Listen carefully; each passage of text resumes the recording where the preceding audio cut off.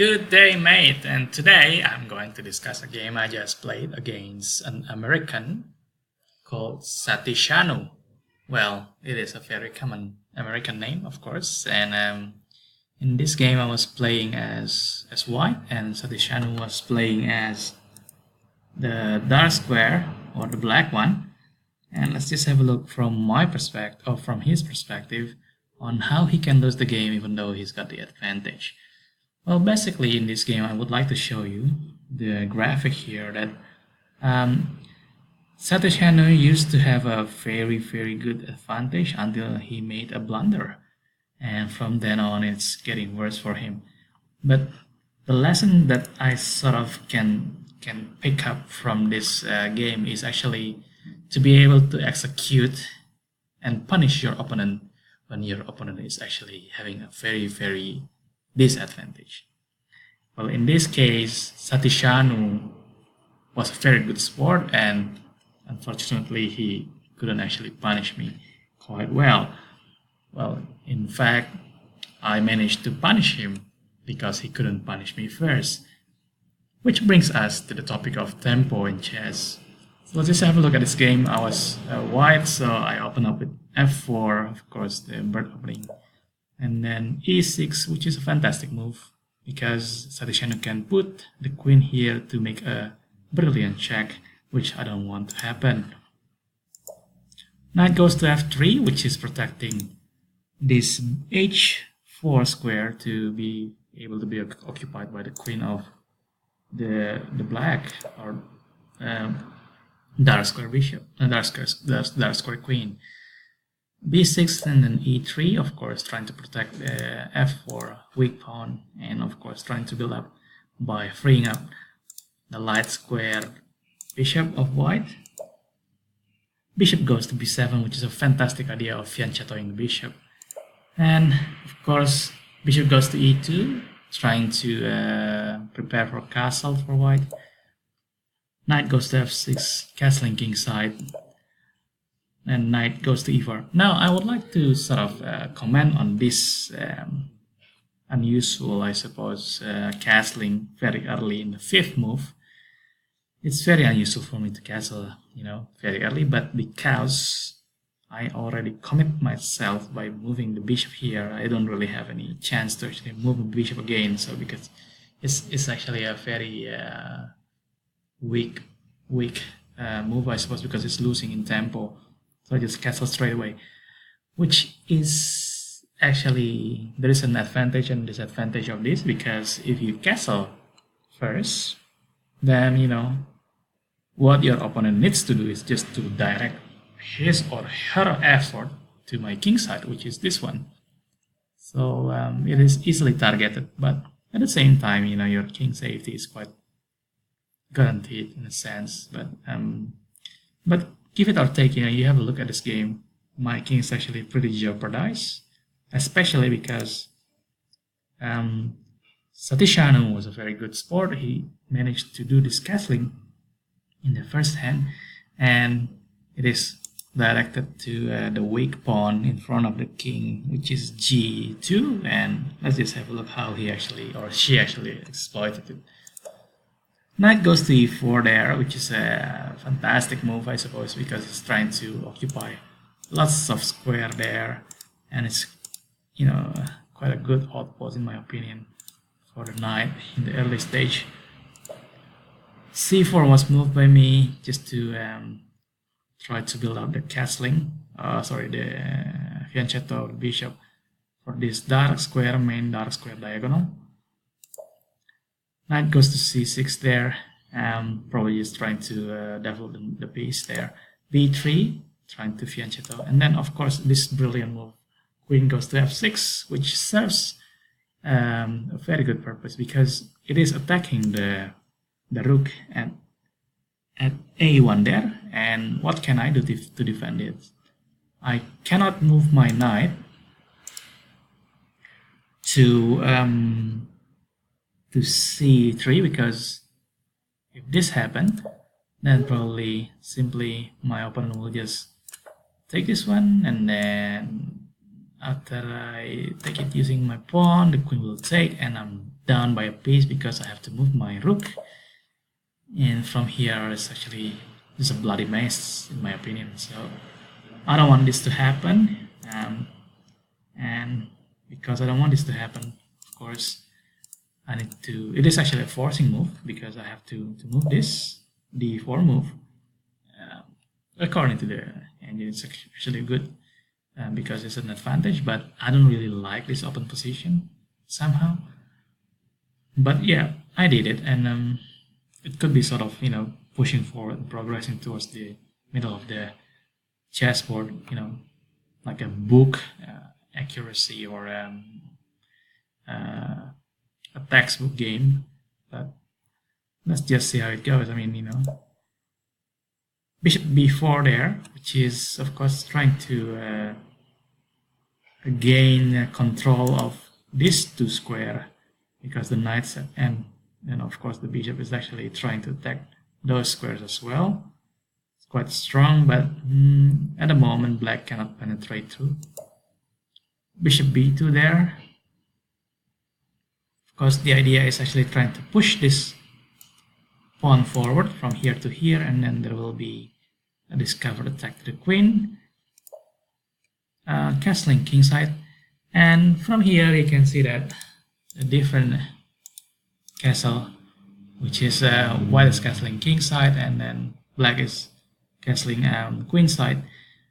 That could mean, and that will mean actually, a very, very harsh battle between the two opposite sides, which we will see in this game. So queen goes to c2, and the idea of the queen here is basically simple. It's just trying to attack the knight here, and at the same time trying to push and threaten the king at this file, which is c file, I believe. Queen goes to g6 here, which is protecting the knight, of course, and at the same time, can you believe it or not, it's actually eyeing this this pawn here at g2, and you can believe it or not, it's up to you, but this bishop here is actually ready and prepared to attack this one after all these 2 knights are removed. So we will see in this example, bishop goes to d3 here, trying to actually weaken the knight, and of course, simply f5 solves all the problem, and knight goes to e5 there, which is a mistake done by me because I moved this knight. Simply, I am actually removing a defender of the pawn here at g2.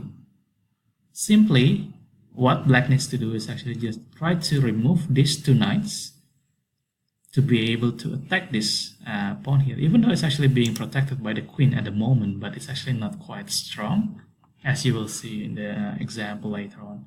So, black's objective is very simple, just needs to take this knight, which is removing the first knight here, and then after that it just needs to move another knight, which is this knight. And how does it actually remove this knight? It just needs to move this knight by blocking the defender of this pawn at the same time, which is the queen. So what does it need to do? Which is, it is actually already shown in the diagram there. Knight goes there, and then what I have to do is actually to watch out not for the knight, but actually to watch out for the pawn at g2 there. So what I need to do is actually just to remove the rook that is being attacked by the knight to f2 at the same time as protecting this pawn at g2. So what does black do? Black actually moved the knight back, which is which I think is I suppose it's a good idea or not a good idea, I don't really know, but basically it's trying to attack the rook there. I should have just taken it, or simply just trying to undermine the knight here, so it's not really too complicated, but I didn't. Instead, I moved my rook to e2, still playing with the with the rook, so it's actually trying to still protecting there and trying to make a good defense. Knight goes to g5 there, which is, I believe, threatening knight goes to. It is threatening knight goes to f3, which is a check, and simply king can just move. But I did a blunder in this opportunity, which is the blunder is or a mistake, which is knight goes to d2 there. Well, I was just trying to free up the knight, but it's actually should have been the knight just goes to c3 there, because if I move this move, which happens, then the bishop simply can take that, and I cannot. I'll definitely lose material, because after whichever it is, the rook or the queen takes, it's gonna be a check. And from this position, it is actually a fork, because this pawn cannot take knight since it's being pinned by the queen. And what can I do? I just simply have to move my king there, and I actually move it in the wrong place, because I should have just moved it to h. But apparently, because this is not a robotic competition, people make mistake. Instead of taking the pawn there at h2, which is a punishing move, of course, Satishanu just took the rook there, which is, of course, trying to get an advantage in the material sense. And of course, my queen can take it. And suddenly, this pawn here is still protected again by the queen, and there's no real threat there. Even though I'm down by 2.6 material, let's see if I can come back from this position. So bishop e4 was done, just trying to exchange pieces, and I think because Satishanu is actually winning materially, but I just simply go on trying to push forward with the pawn there, because I would like to actually attack the queen side of black, where the king is.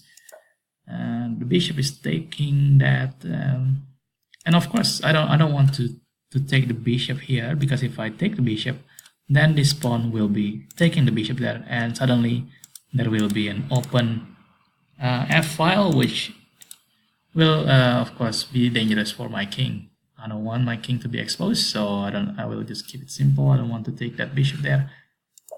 Instead, I let the black bishop to actually take my bishop, and I just simply take using the queen, and there is suddenly a chance for me to do a check there, which is very good for me positionally, even though I'm losing materially. So it's -3 by now. Now f4 is done by black, which is I think it's a good move. He's trying to exchange the queen here, at the same time advancing the pawn there. So I have to be very careful here. I simply move my queen to a6 check, because I want to progress with my attack in the compensation of losing my rook, which is a material degradation for me. And the king moves to b8. That's the only move that black can do. And at this time, I just think to attack. So c takes b6 there, and then of course it must be responded by black, because otherwise it's gonna be mate in one. So black's choice to take using either the c pawn or the a pawn, and actually it's the best to just take it using the c pawn, which happened in the game. Now bishop goes to a3 here. It's actually trying to... Oh, my battery is running low, so let me just pause the video for a while. And there you go. So bishop goes to a3 there. I already charged the battery. Just trying to put the bishop there, and then after f takes e3, bishop d6 check, and of course bishop c7 is actually being moved, just to actually annoy the hell out of this my opponent. And of course the rook can move there to check me first, but it didn't happen. Instead, move the other rook. Rook goes to h, from h goes to f8 check. King goes to g1, And from here, I simply